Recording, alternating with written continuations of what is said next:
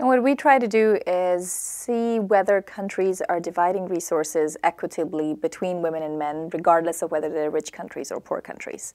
And so when you look at it that way, what we find is that the highest ranking countries in the world, which are Iceland and Sweden and Finland and Norway, they've closed around 80 to 85% of their gender gaps. So even the highest ranking countries have not quite reached that 100% mark.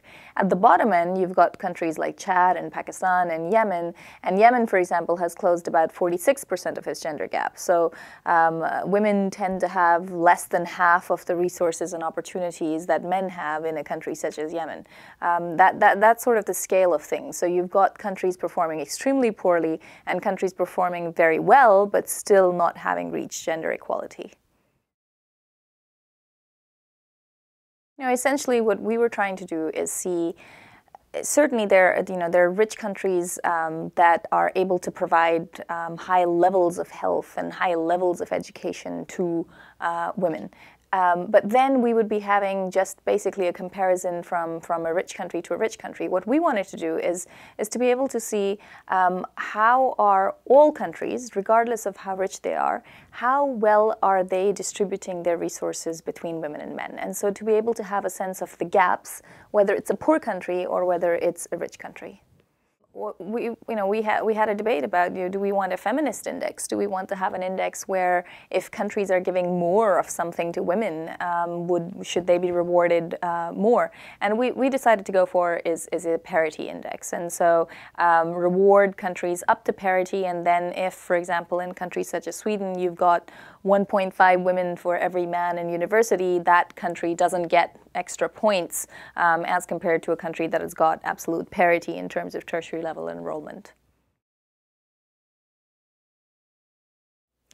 We try to look at very objective outcome measures. So we're saying we're not looking at cultural factors, we're not looking at policies and other environmental factors that would play into what those outcomes are.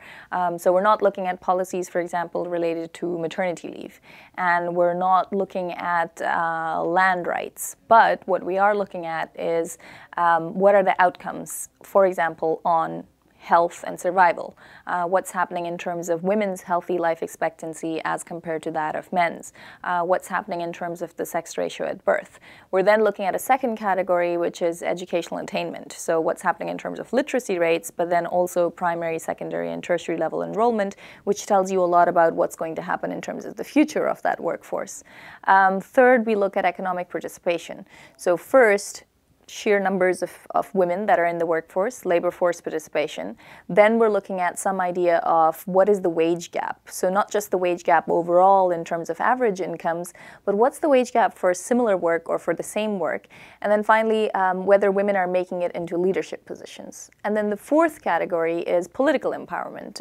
So what's happening in terms of women in parliament, women in ministerial level positions, women in the executive office. Those are the four categories that essentially tell us where do women stand in terms of gaps between women and men.